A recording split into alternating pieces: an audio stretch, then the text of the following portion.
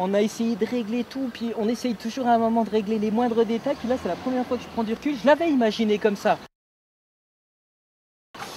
Pareil, j'avais insisté sur le fait de toute façon que ça coûterait trop cher de le traiter, donc on gardait l'aspect rouille, et puis que de toute façon, ensuite ça allait prendre une robe naturelle, et puis que voilà, il allait avoir ça, sinon voilà, on partait dans des sommes pas possibles, et je pense que voilà, il fallait rester dans cet esprit, et puis les morceaux de poutre restants, c'est ça qui est vraiment... ben voilà, c'est pour ça, c'est la première fois que je le vois, je l'avais imaginé comme ça, j'ai fait des crobards, tout ça, puis là je le vois fini, donc évidemment c'est une énorme satisfaction. Parce qu'à un moment, c'est de dire, ben voilà, je suis content. Parce que, en tout cas, l'image que j'ai pu avoir, voilà, elle ressemble en tout cas à celle que je m'étais faite. Et puis en même temps, si on fait, je crois, de la sculpture, c'est pour, à un moment, essayer de concrétiser des bouts de rêve, de choses comme ça, d'avoir une image, une idée, puis de se dire, tiens, est-ce que c'est possible de le faire? Ah ben oui, je vois pas pourquoi j'y arriverai pas. Et puis c'est plus ça, cette satisfaction-là d'avoir bien fait son travail, c'est surtout ça.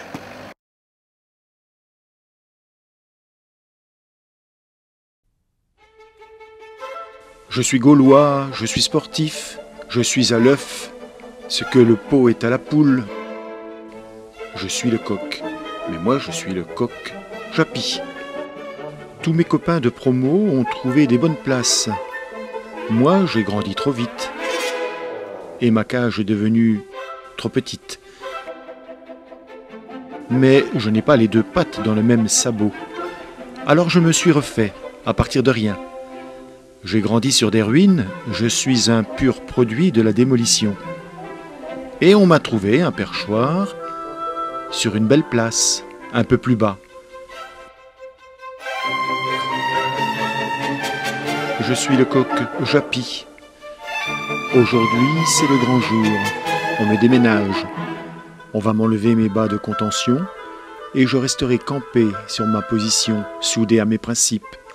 Pas de risque que je m'envole ou qu'on me vole.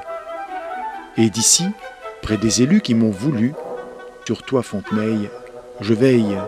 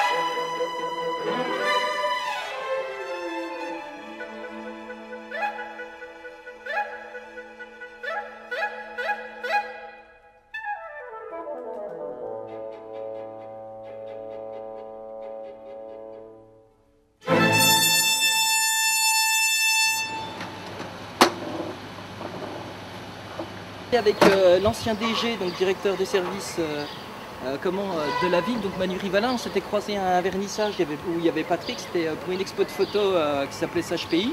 J'avais fabriqué le mobilier et puis du coup voilà, on avait entendu parler que la friche allait tomber, donc de ces fameuses usines qui nous faisaient aussi rêver tous les deux, Patrick et moi, en passant en voiture. Et puis du coup voilà, le truc ça a été direct avec Emmanuel, c'était bah voilà, écoutez, on va pas parler le plus simple, c'est que si vous avez l'opportunité de disposer, si on avait l'opportunité de disposer de quelques tonnes de ferraille qui vont être vraiment une quantité dérisoire par rapport à la quantité de ferraille qui va être mâchée par les machines, bah, ce qui serait bien, c'est d'avoir cette opportunité de rendre hommage à en tout cas toute l'activité industrielle qu'il y a pu y avoir sur Beaucourt.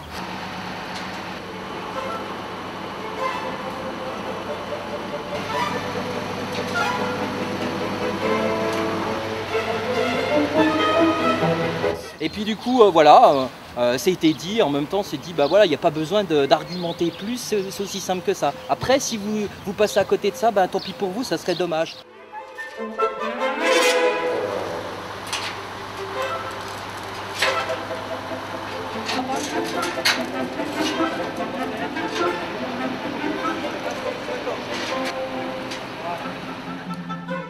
on va pas essayer d'en rajouter des couches, voilà, c'est aussi simple que ça. Et puis du coup après la municipalité nous a rappelé pour ensuite réfléchir autour d'un projet.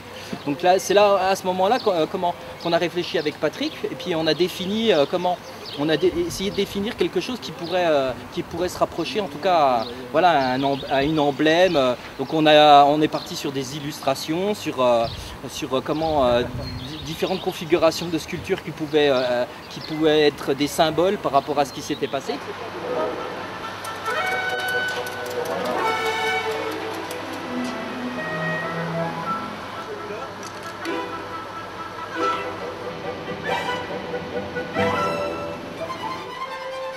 Puis du coup, c'est Charlie, au bout d'un moment, on a un petit peu pataugé. Et puis Charlie nous a dit, écoutez, tout simplement, c'est vrai que voilà, en allant au musée Japy, c'est vrai qu'il y avait un emblème, c'était le coq, quoi, qui était utilisé entre autres sur les plaques émaillées, et puis en même temps sur les zingues. Donc à un moment on s'est dit, tiens, pourquoi pas, puis en même temps il était temps de définir quelque chose.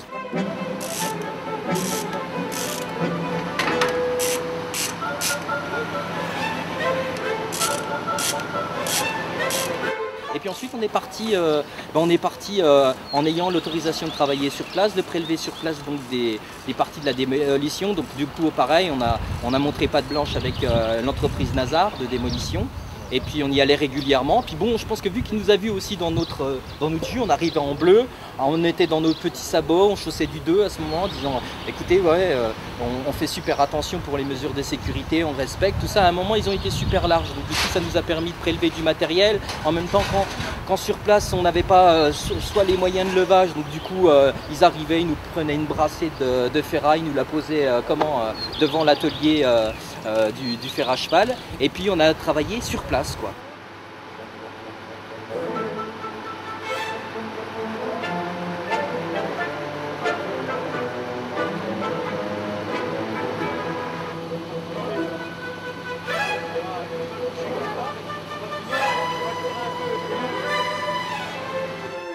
C'est-à-dire que voilà, dans un premier lieu, on a travaillé ensemble à récupérer du matériel, donc ça été super lourd. Et le deuxième temps de la fabrication, ça a été de débiter et de structurer par tas. C'est-à-dire qu'après, à un moment, voilà, on avait mis de côté tout ce qui était entre autres cornières de fenêtres, tout ça, toute cette ferraille-là, qui ne payait pas de mine parce qu'il y avait encore du mastic hein, d'ailleurs. Des morceaux de verre cassés, tout ça, donc on se disait bon ça c'est un petit peu, c'est pas forcément ce qu'on utilise, mais ça c'est une marge de sécurité, donc ça on va utiliser, on va faire des plumes.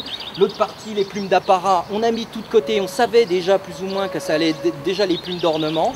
Et puis ensuite voilà tout ce qui était IPN, les morceaux qui étaient froissés, les pièces les plus intéressantes, où on savait qu'à un endroit très précis on allait prélever tel morceau, quoi.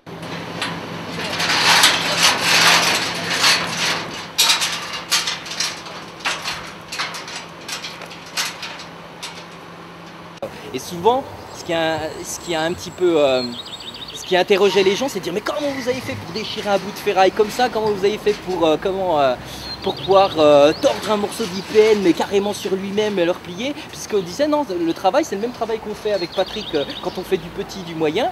C'est-à-dire que le travail c'est simplement avec c'est notre œil qui prélève un morceau qui est intéressant. Et après c'est à nous de le souder, et puis une fois que la rouille prend le dessus, du coup, voilà, c'est comme si ça lui mettait un coup de vernis, et puis du coup, elle reprend un aspect complètement uniforme.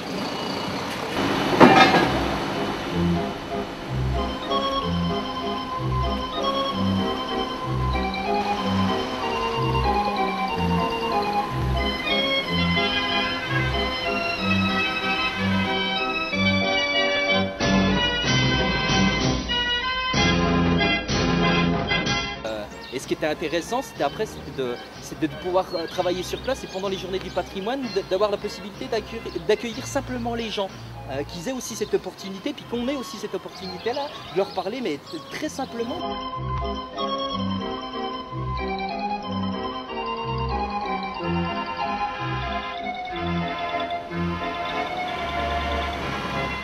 Comment on avait travaillé, parce qu'on a travaillé sans établi, on avait un piquage comme ça, d'un morceau de ferraille qui servait à implanter une machine, et puis du coup ça nous a servi comme établi, et on passait toutes les pièces à la pincetto, donc c'était vraiment très sommaire.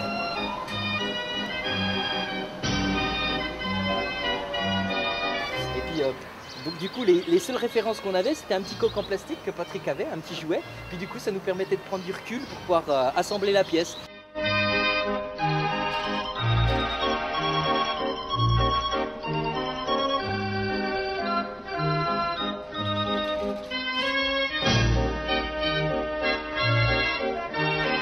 Et après, c'était aussi au départ, c'était de se dire pourquoi on fait cette pièce-là. Alors d'une, évidemment, parce qu'on était fascinés par l'usine, par l'activité industrielle, puis se retrouver dans ce lieu-là, ça nous avait fait tous les deux rêver. Puis c'était aussi cette occasion-là de se retrouver tous les deux occuper le bâtiment pendant les week-ends, les mercredis, parce que ça s'est fait relativement vite. Et puis c'était surtout partager cette aventure-là, quoi.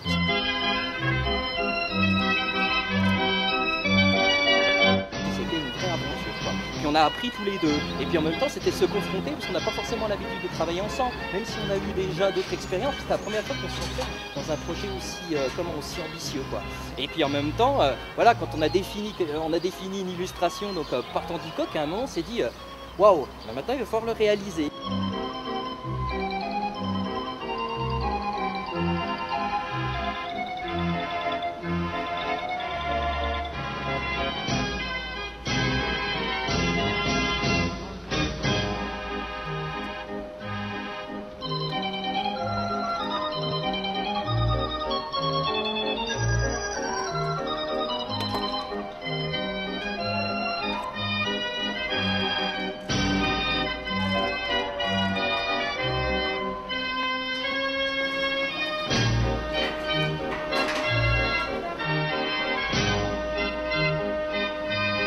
Puis après, on ne s'est plus trop posé de questions, parce que je pense qu'avant, on s'était déjà posé les bonnes questions, on savait pourquoi on le faisait, quoi. C'est-à-dire que je pense qu'on mettait aussi de côté notre ego, c'était avant tout de se dire, si au moins les personnes qui ont travaillé là, si on arrive à les toucher, je pense qu'on aura réussi notre coup, tout simplement, quoi. Et je pense qu'on a tous été dépassés par l'ampleur du projet. Je pense que l'attention, elle était bonne au départ. Enfin, pour ma part, j'en doute pas une seule seconde, et que je pense qu'elle a dépassé l'élan que nous-mêmes on a essayé de lui donner, quoi.